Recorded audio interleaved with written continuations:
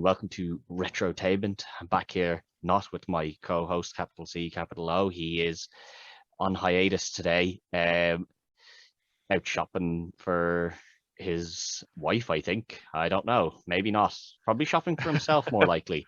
But I am joined It by it is another Christmas. regular. You do Yeah, hope he'd be out there shopping for his yeah, wife. hoping that he's doing something, something nice. But joined by a different co-host here, part of the Retrotainment recast, and obviously his own show, the Sherlock Reel, which me and Greg On are a bit pretty of a much hiatus. On a me bit and of a Greg are also hiatus. a bit of a mainstays on that as well. Pretty much. But obviously it's Carl Sherlock. How are you doing, buddy? All good, man. All Yeah, good. In the Christmas spirit. As you can see, I have the tree behind me. I have the get their Christmas jumpers on. jumper on. You It's know, all I'm feet up, all hot ready. chocolate. Ah, the secret is you put a little bit of rum or a little bit of whiskey in that hot chocolate, and you're flying. It's Got to great. get the marshmallows, everything. It's all good to go. Well, if you have enough of those hot chocolates with the whiskey and rum, you forget about the Yeah, I suppose. I suppose. marshmallows. Obviously we're into December here, so we're kicking into our Christmas films. If anyone can't tell, obviously we've gone with Home Alone 1 as our first first film for the Christmas period. I know you disagree, but definitely the best Home Alone film. Yeah, no, like Home Alone 3 is the best of the Home Alone films. Like everyone can be honest about that. They all like to say that it's 1 and 2 because it's Macaulay Culkin, but like number 3 is the best, lads. Actually, we'll all admit that eventually. Um, It's better than the new useless thing that came out there this year. yes, well, the new one should have just had Macaulay Culkin cast as the child, but everyone just he's just the age he is now, and everyone just accepts that he's still a child. That should have been how that was done, and it would have been great.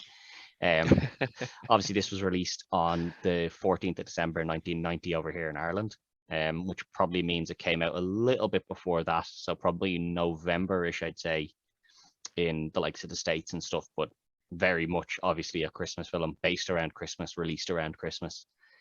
This Um, film though did amazingly well in the States. It would actually, when they released yes, it, it didn't start off very well, but then momentum started building up. It was still in the cinema by June. exactly. Yeah, it stayed there for a long old time. Yeah, With that in mind, the box office was 476.7 million. And you're talking early, like just the late 80s to the early 90s. yeah. I mean, That's serious, Jesus. serious cash to be bringing in. Um, we always take a quick look at the critic scores. So 58 critics have this at 66%, which I think is quite low. But based on what a lot of critics on Rotten Tomatoes do, um, we've seen it in the past where they'll mark something down because oh, of course the child wins at the end, and yeah, it's a kids' film, lads. Of course they do. If you don't like kids' films, don't watch them. That is kind of the trope. But an Yeah, audience score of 80%, which I think is pretty more fair. accurate. I don't think I'd go much higher than that myself either now. No, no, no. That's fairly good. Yeah, Um, I fairly mean good. Like, I'm not going to argue with that. there is faults in the film that like are very obvious to see. So like you wouldn't be going much higher than 80 really. Jeez. I did just do a quick calculation there. Just regarding the 476 million. Yeah, If that due to inflation, I just checked it there, and it's over 1 billion yeah, if it it's, was, if it was in today's prices, yeah, which it's is insane. insane. And as you said, it was in the cinema for like 6 or 7 months. Like it's absolutely Yeah, insane. Um, the start of this film is just it's just chaotic Christmas. It's just this big family sprinting around a house. and you don't know why they're so mean to Per Macaulay. That's what I was gonna say. He is treated like absolute shit by Yeah, everybody. His everyone. pet, like you can kind of get, the parents are like, we've got They're stressed. you've got like what you've got your own 7 or 8 kids, then two other kids, your brother, and then your sister-in-law or whatever. I don't know if it's the sister and the brother-in-law, but whatever. They have Yeah, some relatives over, and they're getting prepared to go off to France the next morning and stuff. And you're like, this is the early 90s. It's not as easy to get to the airport and stuff. Like you have exactly. to build all this stuff. It's a lot more difficult. So you can get that they're stressed and they're like, go pack your bag. But I mean, he's got to be what? I think the idea is that he's like 7 or 8. I think did they not say he was 6 years old? Yeah, I think it's definitely in and around that sort of age. Like he's Yeah, 6 or 7 years old, and you're like, okay, the kid wants help packing his bag. I mean, I know yeah. he's probably old enough to pack a few bits and pieces himself, but he's still 6. If you left a Not for a 6-year-old to full pack, trip. now Yeah, if you leave a 6-year-old kid to pack a bag, it's going to be full of sweets and maybe his favorite T-shirt and some toys. You yeah. know, nothing that you're going to need to be bringing for this trip that And you're his going on. siblings are horrible to him there. He's asking for help. Just like, go Yeah, do it yourself. You're useless. It's you're like, so you're so what? you're so useless, Kevin. You're such like of course mom's gonna pack your suitcase. You're so useless. You're a baby. It's like, yeah, dude, 6 years old. You know, I don't know about anybody else, but my parents were packing my suitcases at 6 year old. I wasn't doing it. Yeah, I'm sure I was helping. Well, I thought I was helping, but I'm sure I was more of a hindrance than was a just in help the in way. any. Yeah, Yeah, just throwing things at them. But yeah, he gets treated like shit. What I do like here is that they get a nice little bit in here early on when he eventually goes into Buzz's room where his cousin is, and they look out the window and they see the guy shoveling the the old man. snow, the old man shoveling the snow, who's called the and Buzz tells them the story of the South Bend shovel slayer and how he killed, all his family, and Yeah, he carries the bodies around in the salt, and that's how he dissolves the bodies.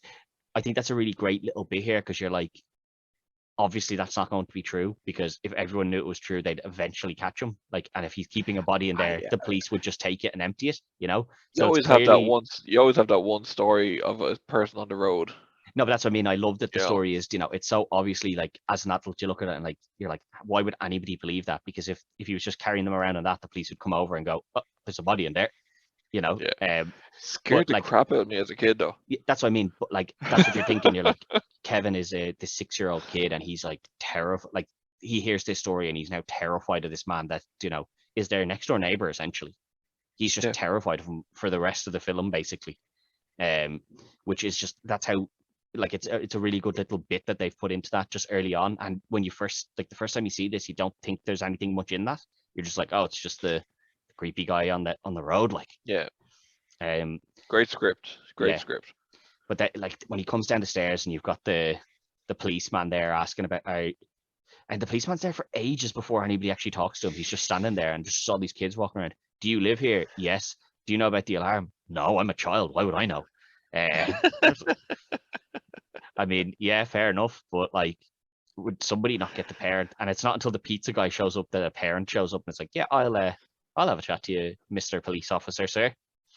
And the Um, big smile, yeah, showing off the gold tooth. you get to see the gold tooth, and he's asking about like what's your security measures, and because there's a lot of burglaries around Christmas and stuff, and you're like, okay, that like you think back to the 90s, yeah, that is something that probably would have been done. You would have had police and call like nowadays people are like the police would never call to your house for something like that. But back then, yeah, it probably would have like um but I do like that they show that gold tooth and that they show that Kevin recognizing the gold tooth so early on again.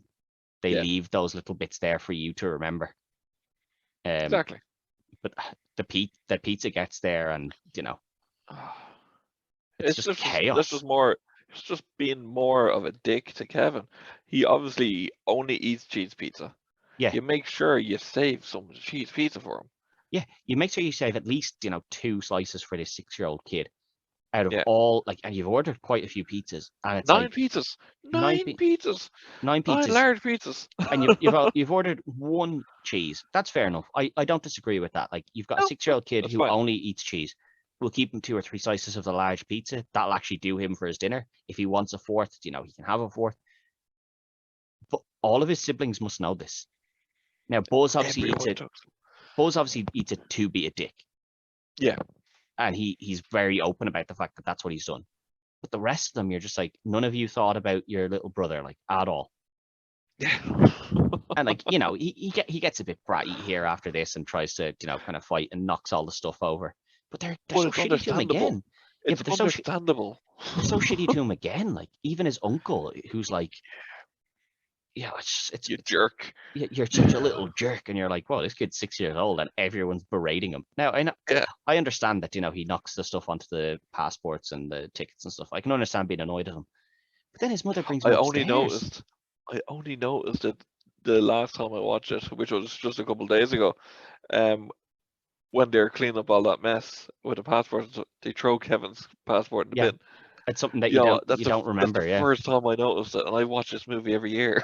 yeah, but yeah, they just kind of they throw stuff in the bin. That's it, and then he gets brought upstairs, and like yes, he's being a brat, like he is, but it's also like he's told you, that the only pizza I eat is cheese pizza.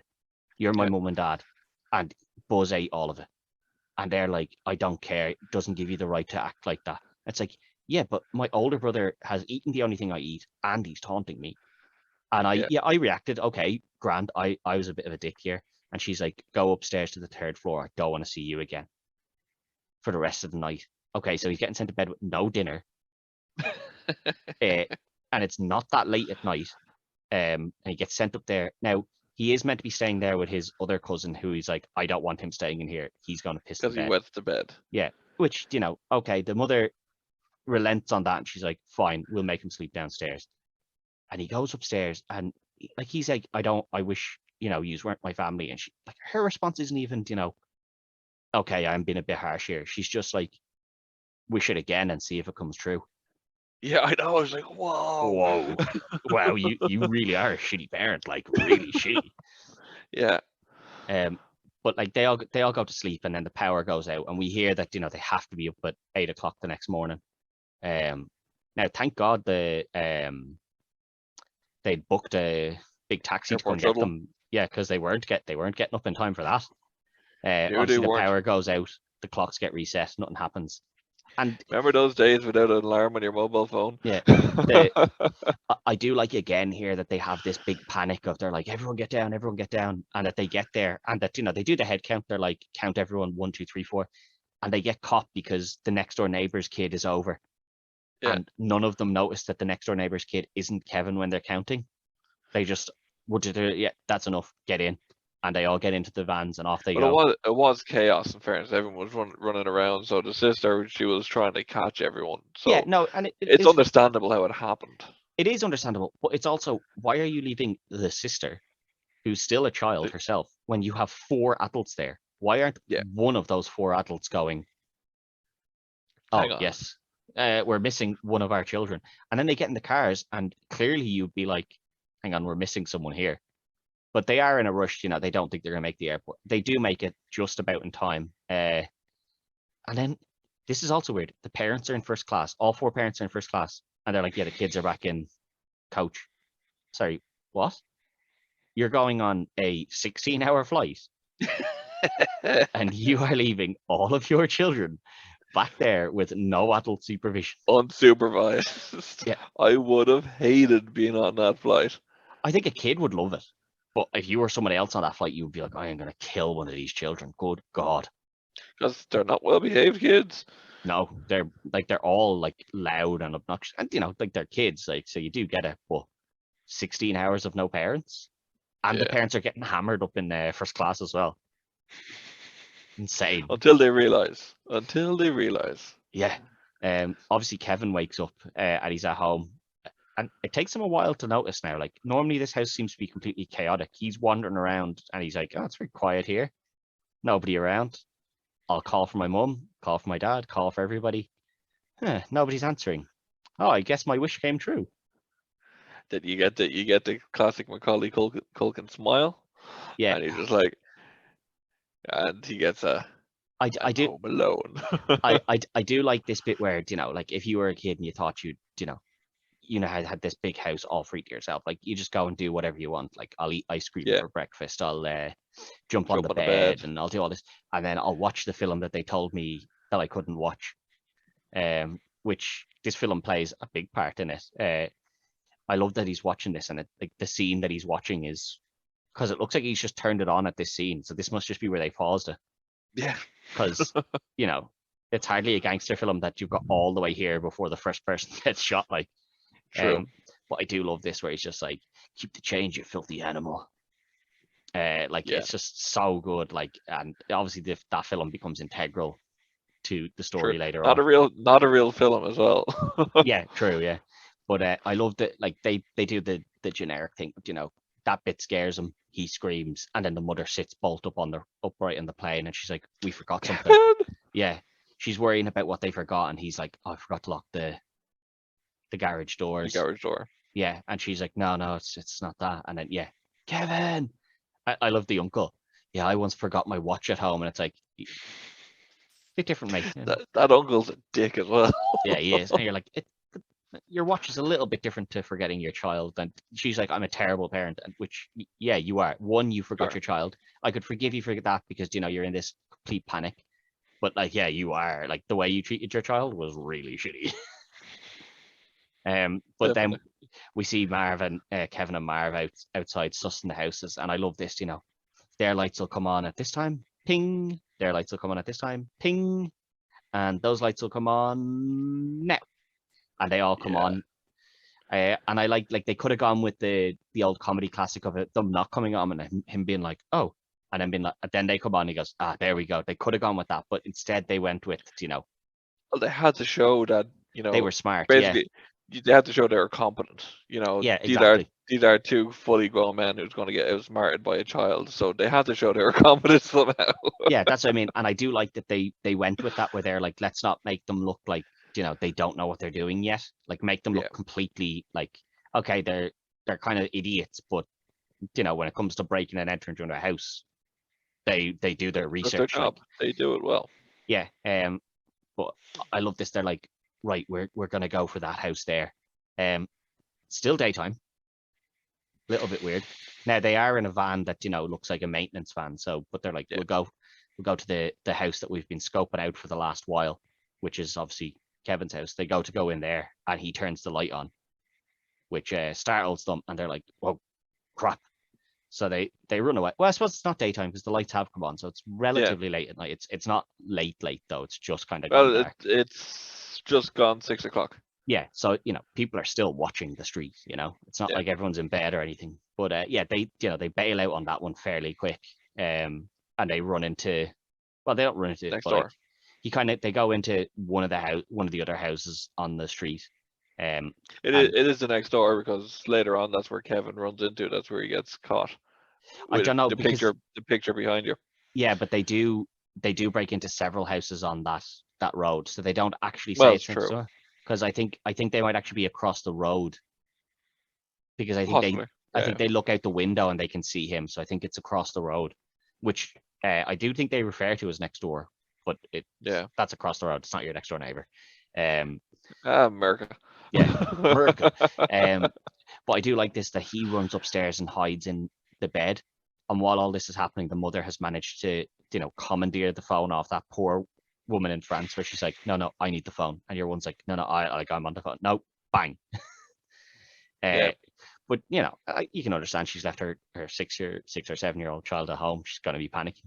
She rings Big home time. and she gets put through to the police, who just seem to like bounce her around. Oh no, you need child services. Put them on to child services. Is he injured? No.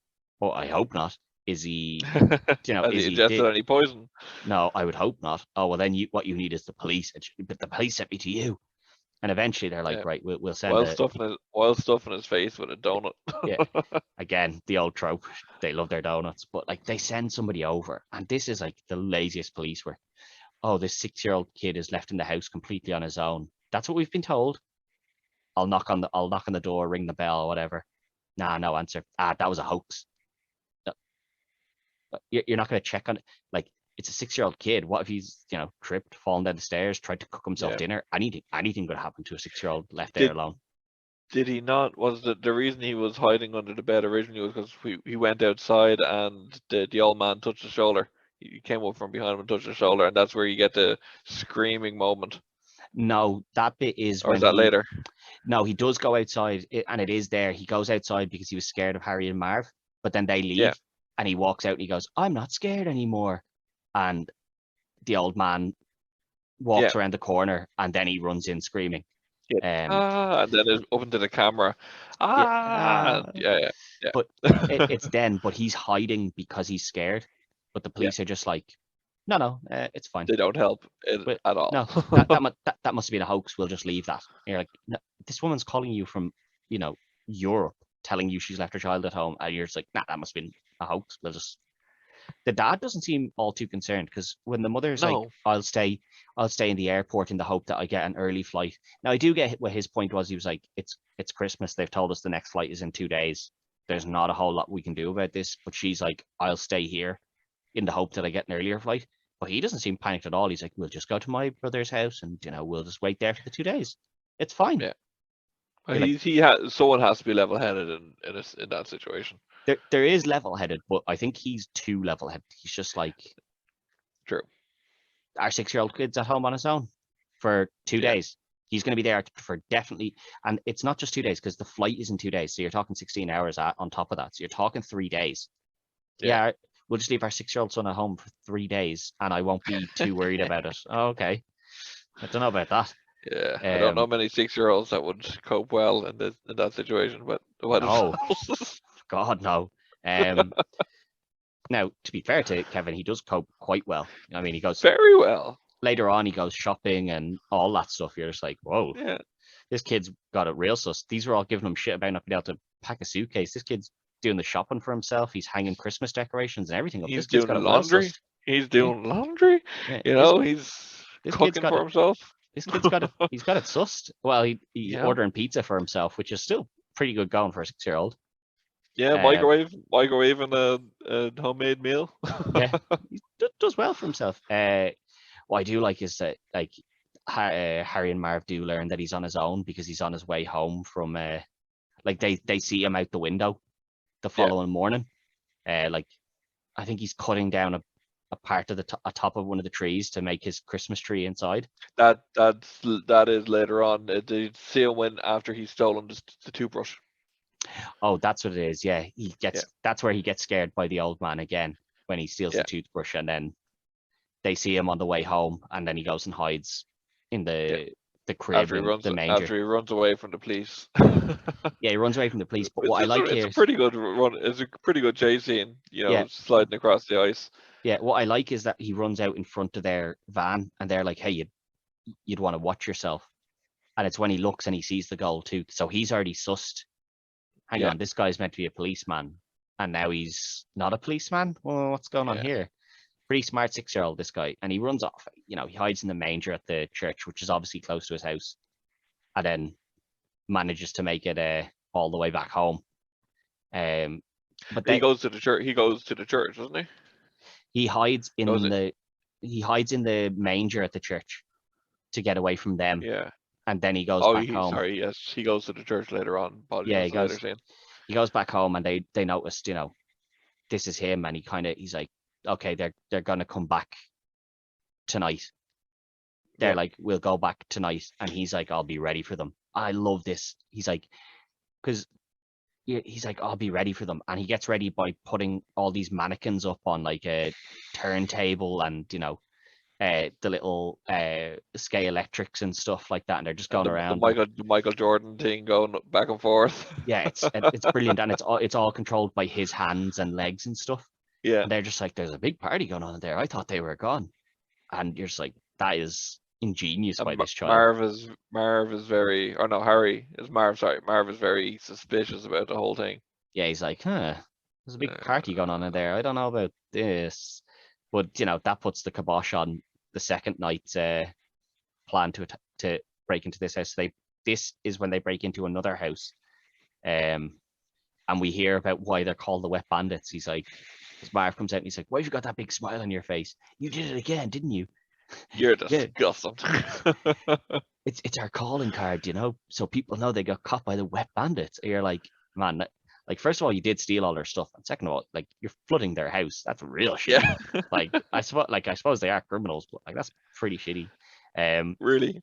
Yeah. While all this is happening, what I like is that it cuts to the family over in France. Like, we see the mother has eventually gotten onto a plane, and she's going somewhere by offering earrings and all this other stuff. But it cuts to the family who are in the uncle's house, and the sisters and stuff are kind of a little bit worried. And Buzz, I love this. Buzz, are you not worried about Kevin at all? No, because A, I'm not that lucky. 2, we have smoke detectors. Okay, that's not really going to help. Why? I mean, he's 6 years old. I don't think smoke detectors are the biggest problem. And D, we live on the most boring street in America. which I like because he's also told them the story of Of the course. killer living on their street. Again, he's just, but it's A, 2, and D, so it's not Yeah. even you know A, B, and C, 1, 2, and 3. He still misses whatever should have been next. Like it's just so good. Uh, this is when we get to see the film being used for the first time against the pizza guy, who knocks over that statue every time he pulls up to the house. Everyone does. Everybody's Yeah, that thing. even the airport shuttle guys. Yeah, They knocked it down. they just love knocking that thing down. But I Yeah. love this. He orders the pizza and he's like, "Leave it on the doorstep," and then he puts the money out through the cat flap or the dog door. I don't really know. We Yeah. don't see if they have a cat or a dog, so I don't know whether they have that Yeah, in the they first don't. place. They don't seem to have a cat or dog, so I don't really know whether they have that. But maybe they had one previously. Not like the family wouldn't be capable of not losing stuff. True. Now, the thing is, where's he got all this money? He's stolen it from Buzz's room by knocking all of his shelves down and letting the tarantula loose. Yeah, taking his life savings. Yeah, his life savings of Not before looking at a Playboy. Yeah, he had a look at the Playboys. What else did he have a Called look it at? called it disgusting as well. Yeah, he had a look at a couple of Buzz's stuff. He got the air gun and stuff, and was Yeah. shooting the tin soldiers and stuff down. But like when he orders this, and he just he pauses the film, and then he plays it again, and then rewinds it, and then pauses it, and then fast forwards it and pauses it, just so he has all the lines lined up for the pizza guy, Yeah. and then the sound of the shooting. Now the only question is here: how loud did he have that telly? Oh, that's true. Because you could hear Because it. You could still hear it when he ran around to the front of the house. yeah, the pizza guy can hear this very, very easily. And you're just like, wow, that thing must have been loud. Somebody should probably Yeah. check on why the telly is so loud in that house. True. Keep the change, you filthy animal. Animal. Yeah, just so good. But this is when the wet bandits are like, they know he's there on his own, and they're like, we'll go back. So they go to break in again, and he plays the video again. But this time, he's not pausing it or anything. He just plays the last bit. Yeah. Of the gunfire, which Marv comes up to the window and he's about to come in, and he plays that, and Marv again falls over the bins outside the house and scarpers. This time he has moved some speakers over though, which kind of makes a little bit more sense, because at least he put some thought into it this time. And I like this because he runs outside and he's like, I think they just wasted the guy's Snake, and they're like, we've been working this street for years, Marv. Who's Snake? And he's like, I don't know. He's dead now though. And they're like, we'll just stay here and scope him out until we find out who Snake is. Yeah, until the person in there has to leave at some stage, so we'll just wait him out. Yeah, and then obviously he comes out and he's cutting down the tree, and they're like, it's definitely just one kid in there, definitely at this point. Yeah. So he hears them out the window saying, we'll come back at We'll be 9 back o'clock tonight tonight. at 9 o'clock tonight. 9 Yeah. o'clock tonight, and he's like, I better get this house ready. While all this is happening, the mother has got quite a bit of the way home. Minnesota, isn't it? She's back in the States at the very least. Yeah. And she's like trying to get the last bit home, and then this guy rocks up and he's like, yeah, we're a famous polka band. Have you ever heard of us? We've sold like 46 albums in like Scandinavia, and you're like, why the hell would she if you've only sold 46 albums and she's from the US, why do you think she's bought one of your albums? It's true. The great John Candy. Yeah, no, he's brilliant at the role as well, to be fair to him, like even if it is quite a minor role. Before we go further, did you ever hear of the big theory about that scene? No. There's if you watch that scene again while she's talking to someone, there's a man in the background standing right behind Catherine O'Hara, and it's just a bearded guy, black hair, and has a grey jacket on, and it's a theory that people have been going around for years since the movies came out, that that's Elvis that isn't dead, and that's Elvis Presley. Oh. Yeah. I mean, it's obviously not true, but Maybe. you know, look it up online. Anyone who's Yeah. watching, look that theory up online, and people say that this man is Elvis Presley. Well, whoever he is, I'm sure he loves the being told The by everyone attention. that he's Elvis. Yeah, yeah, I'm sure he's loving that. But yeah, she gets in this van with Yeah, because they're driving on, and they can drive to Chicago to yeah, drop her off. which is a very long journey. Um, Yes. especially with these guys who are just singing the whole way, and she's just like, "Oh my God, would they shut up, please? Would they shut up, please?" And then they start asking her questions, and she's like, "Just leave me alone." Uh, I know they seem like nice enough guys, but like that's a like even then that's still a risk. I'll take a journey with all these people I don't know Yeah, from Minnesota to Chicago, not even just as a woman, but like just in general. So true. it does show how like desperate she is to get home. Big Um, time. so I suppose she's redeeming herself slightly here. But yeah, the lads say they're going to be back at 9 o'clock to break into the house, and he ends up down at the church, which He goes to visit Santa first. he goes to visit Santa, and he's like, I want my family to come home, and I love this. The Santa is like, he's like, I'm old enough to know how how the thing works. You're not the real Santa, but you can contact him. I love that because it's the Innocence. it's the innocence, but this is also this is a kids film, so Yeah, that it was kind of like we have to acknowledge the fact that this isn't the real Santa. Like we have to yeah, acknowledge it because obviously it's not. Otherwise every kid will think that they can do this. So I like the fact that they give that nod of him saying, "I know you're not the real Santa, but you do have contact with them." I liked that that's exactly. how they played it. Yeah, yeah. Um, and he says to him, I want my family to come back. I do actually miss them. Uh, and your man, I like that your man is like, the elf took all my candy canes here, and he just knocks some Tic Tacs into his hands, and then his car stalls out when he tries to drive off. Don't need them all the time. You don't want to spoil your dinner. Yeah, but I do like that. Like he goes up to the church, and like what draws him into the church is the singing and the lights being on and everything. And he's obviously just kind of like, he's this 6-year-old kid who's had no contact with anyone. He goes in, Yeah. and he's just sitting there, kind of listening to the music, and then he looks over, and the shovel man is there, and he's like, "Whoa." And he's completely terrified of this guy, like just completely has, Of course. I mean, after the stories he's heard, and yeah, you saw he was scared of him already. yeah, every time he sees him, this is like that's why he ran out of the shop and stole the toothbrush. It's why he's scared all the time. Every time he meets this man, he's terrified. Yeah. Um, but he comes over and he's like, "You live next door to me." Now this is probably, as I said, there is a few discrepancies in this. The next door neighbor's house gets broken into because they're not there, and the wet bandits leave the Yeah. taps and all running, and he's their next door neighbor, but he's there the whole time. Little bit Yeah. questionable. I think he's on the other side. It could be, but then again, that means that Kevin must have made a plan with him to come into that house to hit your man with the shovel later on. So there's Yeah. probably there is a little bit of an indiscrepancy there, because surely even if they did break into his house because he wasn't there that night, I mean he's been around. Like, turn your taps off, dude. Stop your house from flooding. True. But yeah, he comes over and he has, he introduces himself and he's like, Old you man don't. Marley. He's like, you don't need to be scared of me. And he's like, I know the stories they say, they're not true. And he's like, do you know why I'm here? And Kevin's like, no. He's like, I'm here to see my granddaughter. She's up there singing. She's about the same age as you.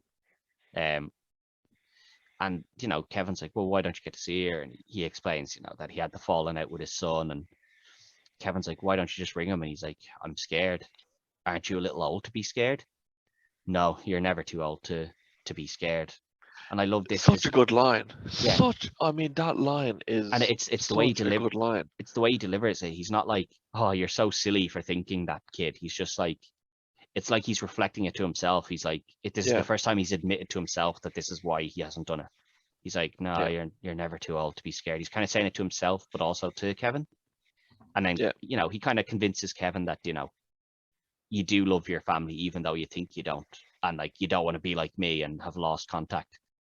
And Kevin, the same, like this is a kid's film trope. Like the old man helps the young kid, the kid helps the old man to reconcile and be like, you should ring, because at least then you'll know. which is, Exactly. it's a good message to give out in a I kids film as suppose well. I suppose you're right. Yeah, You pop along there. Go on yeah. home. You go on home, even though I'm your next door neighbor and I know your parents are gone away and you're 6 years old. You go on home on your own there. Get out of my seat. Yeah, I do like that the bell strikes here, and Yeah. the first couple of times I watched this, I was like, oh shit, it's 9 o'clock, and then I was like, it's obviously not, because otherwise they'd already have broken into the house, and he wouldn't have Yeah. had time to set up everything. So you're presuming it's 7 or 8. Or 8. Yeah. Yeah, and he gets home and we see him start setting things up. He's icing the steps. Putting the water onto the steps. Yeah, Setting putting the nail.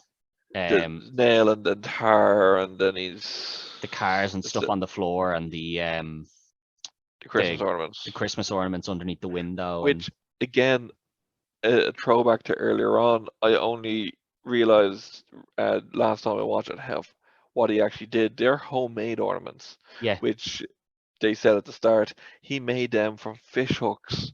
Yeah. So gonna hurt. It's gonna hurt. Yeah. it's very well, like, this is the whole thing. Like, everything that they gave you at the start is now kind of coming back. Like, yeah. And this is when it really takes, like, the film really kicks up. Like, up until this point, it's kind of just like, oh yeah, he's home alone. Bit. And then eventually we get to the house defense. And I love this, he sticks the gun out through the cat flap and pulls the trigger. And obviously that puts a man down. Shoots Marv in the right down low. Yeah, you never shoot a guy unhappy in the testicles. place. Yeah, you never. It's unhappy now. Never shoot a guy in the dick, Butters. But then, for some reason, Harry, I'll stick my head in the cat flap. That seems like a good idea. Oh, we're getting the names mixed up. Joe Pesci's Harry. Harry gets shot in the desert, but like, Marv sticks his head in, and you're like, you just know that your friend just got shot. And, like, it's not a real gun, granted. But why would you stick your head in there? Clearly, somebody's on the other side. But he gets shot in the head, and he has the big kind of bruise in the middle of his head from taking the air rifle right into the noggin. And then they decide, right. Which, okay, we'll make up a tally here. They're not dead. They're not dead yet. Still fine, hurt. Still yes, fine. But they said, we'll split up. You go down to the basement.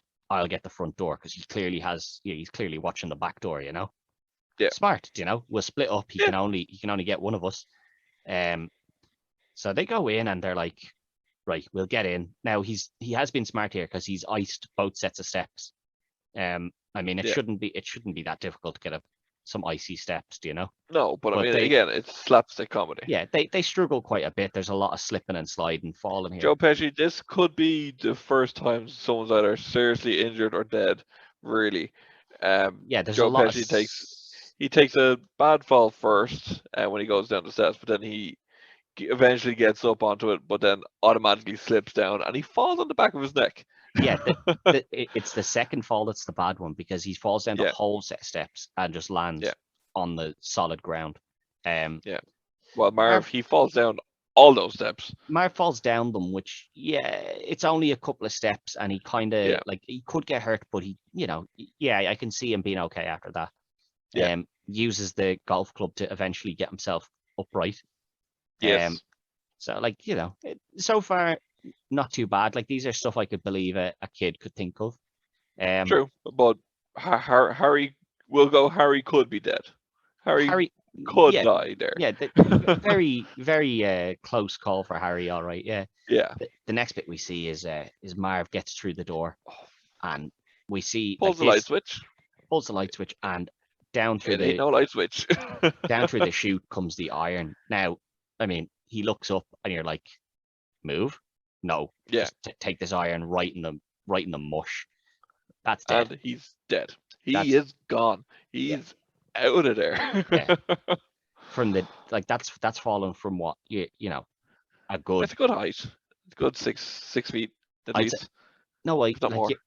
You're thinking like a door is normally 8 feet, right? Yeah, that's true. Yeah. Then you're talking the stairs go up a bit from that, and it's dropping down from up there. You're probably talking 20 feet. 15 feet, and an iron landing you square in your face. Yeah. if you're not dead, you're unconscious. Oh yeah, you're going to the hospital. Yeah. Well, most people would. Marv obviously has a very thick skull because he's fairly all right after this. He just had an iron mark on his face for the rest of it. Harry finally makes it up the stairs anyway, by holding the handrail. I mean, probably should have just done that from the start, dude. But I love this that he goes to open the door and the blowtorch is there. This one, yeah, technically it probably would, like, it definitely leave you with some serious burns. On your hand, yeah, your hand's burnt. Yeah, the doorknob, yeah, and you do see it that he has the M burnt into his hand as well. Yeah, because he has to go back up the stairs again then to open the door. Again, and he falls down the stairs again after that, doesn't he? When he lets go. No, he does he not step back?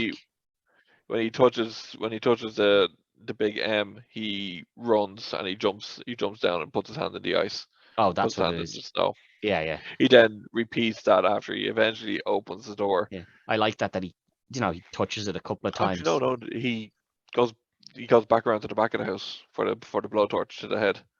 Yeah, and then he gets it, but he touches the back door handle a couple of times before he's willing to open it. Just to make sure. Of course, after you burn your hand like that, damn fucking right. He goes in and then the blowtorch. Now the blowtorch, you're gonna just drop to your knees the second that hits you. You're not gonna stand there.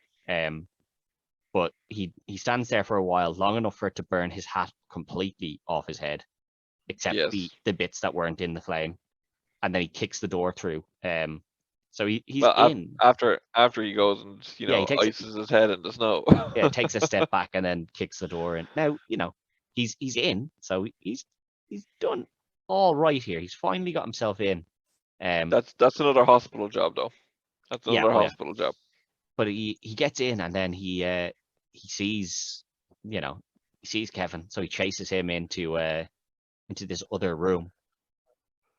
Just the feathers, just like he gets tired and feathered, doesn't he? Tired and feathered. You're just like, dude, you come on, like too easy. Speaking of tar, before this, we see Marv. He's on the tar on the steps. Everything is the whole basement is all tarred. The so shoe he has to take his stuck. shoe off. His socks come off, and then he goes onto the step. The thing that you question here is, right, you put your first shoe on, right, and it gets stuck. Yeah. And you put your second shoe on and it gets stuck. And then you're like, I'll put my sock on. The sock is going to get stuck. Yeah. When that first shoe got stuck, turn around and go get something. Turn around and go get anything to be putting on those so you can step on, the towel, the whatever. It's the basement. There's loads of shit boxes and stuff down there. Just take some of that, man. Standing in that nail. Yeah, barefoot onto the nail, and his foot is covered in tar while he stands on it as well. You're just like, yeah. But then he falls down. So that's at least a hospital job. Could be death from the falling back. And yeah, definitely a hospital job for that foot anyway. And he that could get infected with tar going into it as well. Yeah. He decides that he's going to make a different way into the house now. He said this basement is just not working. And so while Marv is in the house getting tarred and feathered, he comes in the side window. And this is where Kevin is quite smart because he's covered all the places that you could get in. Yeah. And as you said, the fish hook tree ornaments.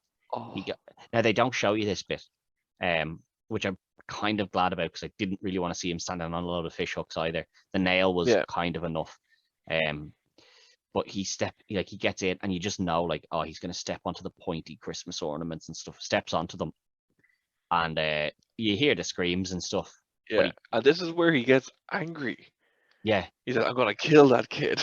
Yeah, got to kill this kid. Like, okay, dude, calm down. But he catches up.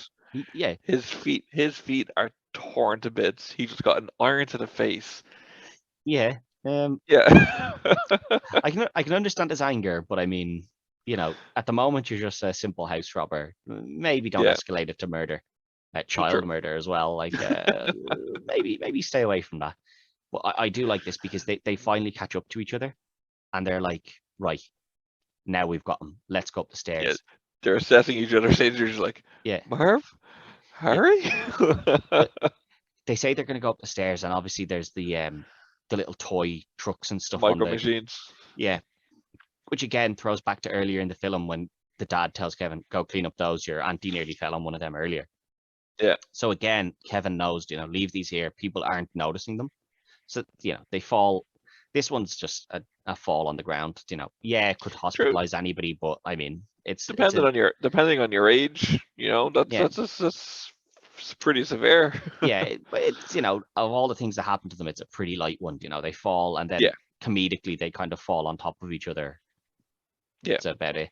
But then they decide they're going to follow him up the stairs, and this is definitely a death scene. This is death again. The can comes flying down, and just clocks them out of it. Yeah. Oh, paint tin each, and they're fairly full paint tins. Full paint tins, yeah. Like that is, and like it knocks them, not just as it hits them, but hits them and knocks them down. It knocks them halfway down the stairs as well. Yeah, but flying off the stairs, not like just knocked over and you roll down the stairs, like literally off it onto the ground. And then they're like, right. They get up from that and they just sprint up the stairs. And he has the old cling film trick where it's not cling film, sorry, it's a wire. It's a wire, on the ground, yeah. So they trip over the wire. Big deal. But Marv grabs him. Marv does grab him, and it looks like Marv has him as he's trying to go up to the third floor until this bit's just a bit of luck here now, really, because this isn't part of what he plans. The tarantula makes its appearance again. Now this thing's just been wandering around the house for the last couple of days. Yeah. Grand, no bother to it, but you'd presume the tarantula is, non-lethal anymore since it's a pet. True. But you're still going to be terrified, and this kid has been basically sticking fish hooks in your feet and throwing paint cans at your head, so maybe it's not, like maybe this isn't true. They're not going to know that it's not poisonous, but exactly. It crawls on, like it's crawling around just in front of Kevin, and he manages to get the hand on it and throws it into the face of Marv. I like this because Marv panics and knocks it off him, as you would. And then it's oh yeah, of course, it's a big ass spider. Like I don't care who you are, if someone throws that in your face and like this is a kid who has essentially tried to kill you several times, you are going to panic. But he knocks it onto Harry, and I love this. He picks up the crowbar and he walks over and he's like, "Marv, what are you doing? What are you doing? Don't move." And he just swings it at him. Like that's a death as well. Very easily. There's definitely internal damage done there. He swings 2 or 3 times at him, and you're just like, wow, that is like, the thing was gone after the first one. You either killed it or you didn't, man. Did I get him? Where is he? And I love because Harry just doesn't even know what he's on about. He's like, get what? What were we meant to be getting? Because he has no idea that this thing was on him. So he's just seen Marv come up and just smash him out of it with this crowbar. But he just kind of rolls that off, and he runs up, and they go following Kevin upstairs. Now Kevin has called the police by this stage, which is I think a very smart bit, because he's like, I know I can't keep away from them forever. I just need to keep them away from me long enough to have called the police and then keep them here. But he gets you up should to have called them beforehand, but how? Yeah, I mean, you knew they were coming back at 9 o'clock, dude. Just ring prior to that and say, two guys are going to break into my house at 9 o'clock. If you could just be here. I'm here on my own. I'm 6 years old.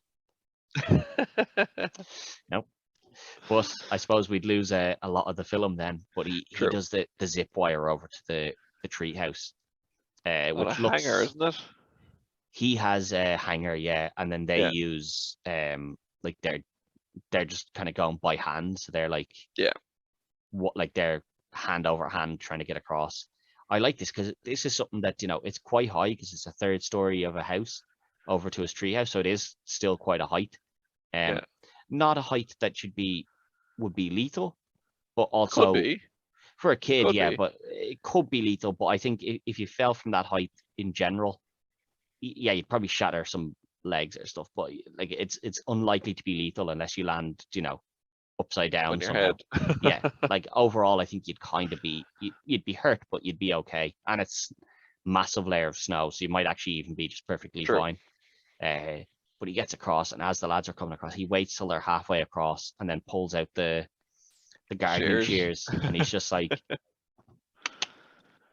gives them the old little wink nudge. They're like, go back. And you're like, "Well, you're halfway across, lads. Your best option here was probably just to get as far across as you could to reduce how far you were going to drop and then just let Exactly. go."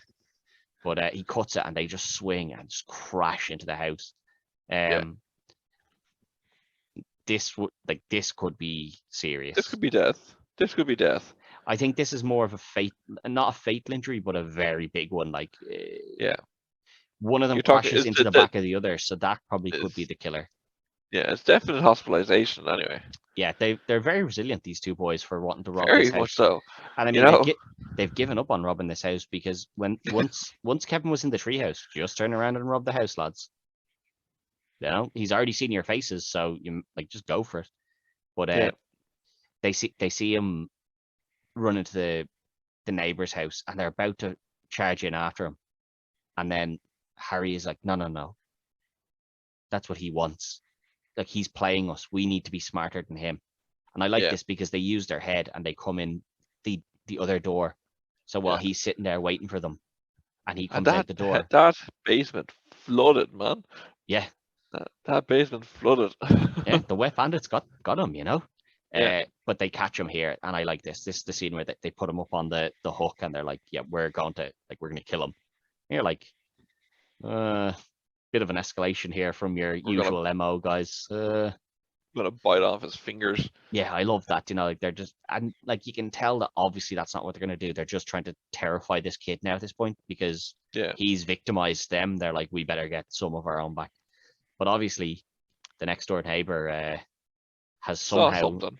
he's Yeah. seen something here, and he comes over with a big shovel and just clocks the two boys in the back of the noggin. Which like, it's a good end because it's like you got the best of them for just long enough for an adult to be able to come in and Yeah. do the rest. You know, like, you didn't get completely the better of them. But Exactly. And the police you show know, up and arrest them. And I like this because the police are like, "Oh, you guys are the guys who flood all the houses. That means we can pin all of the ones that's happened on over the last couple of years on you guys." And Harry is just like, "Marv, you idiot." yeah. Like, now we've been caught We've been because, done for everything. yeah, like, everything we've ever done, we're now caught for because you had to flood those houses. If you just didn't flood the houses, we could have said it was our first time. Exactly. Idiot. But you know, it kind of, like, this is like, the film could end here, to be honest. And you know, I don't think anyone would be overly upset. But it's a Christmas film. You need to get the happy ending where we see he comes downstairs hoping that, his wish is going to have come true. Santa's going to have Well, come, and he cleaned up all that mess. he did. Which, fair play to him. I mean, You know? he cleaned I it up, know. and the house looks incredible Yeah. with, like, the stockings, the fire lit, all of that stuff. Did a I good do job. doubt. I doubt very much that he managed to clean up the tar in the basement, but Yeah, probably not. I mean, there was also quite a few of it. Like, there's probably quite a lot of blood all over the floor as well from some guy standing on fish hooks and a nail. Like, probably quite a mess there. And it wasn't like he was keeping the house particularly clean prior to that either. yeah, But yeah, he we comes pass down. over that. You pass Yeah, over yeah. that. He comes down and he's like, he's looking for the parents because he still doesn't realize that the parents have gone on the holiday. He still thinks he wished them away. Yeah. And he comes down and he's just like, "Oh, I hope they're back," and nothing. But then, as he turns his back on that, the mother comes in the front door, and I like this because she's shouting for him, and she eventually sees him. And I like this that he's still kind of standoffish with her, because she's like, "Oh, I'm so sorry, we forgot you," and he's kind of still standoff, like he's still remembering the last kind of fight they had. And then Yeah. she says, I'm so sorry and all this. And you get the Macaulay Culkin smile, and then he runs over, gives her a hug, and he's like, "Oh, where's everyone else?" And she's like, "Oh, they'll be back soon, and they'll be back later. I came straight home." And then they all rock in the door, and she's like, "How did you get here so quick?" And he's like, "We just got that flight that was 2 days later." Instead of spending because she mentions that she flew from point A to B to C to D. Like, she mentions a couple of places that she's flown to. Yeah. And you're like, "Yeah, you've been flying around for days." Like, they just waited. Which, okay, maybe the dad was right not to be too panicked, but he wouldn't have known that his 6-year-old kid was able to defeat two Fully burglars, grown adults. buy his own pizza, go to the supermarket scene is great. We kind of skipped over that where he's like, Yeah, do you really think I'd be here on my own? My mother's out in the yeah, car. Do you really think I'm here on my own? Like, just so good. Like, true. um, Or the toothbrush thing is like, is that is is this this proof? uh dental DFA approved or Dim- whatever, DMD DFA is it? approved. Yeah, Yeah, whatever it yeah, is.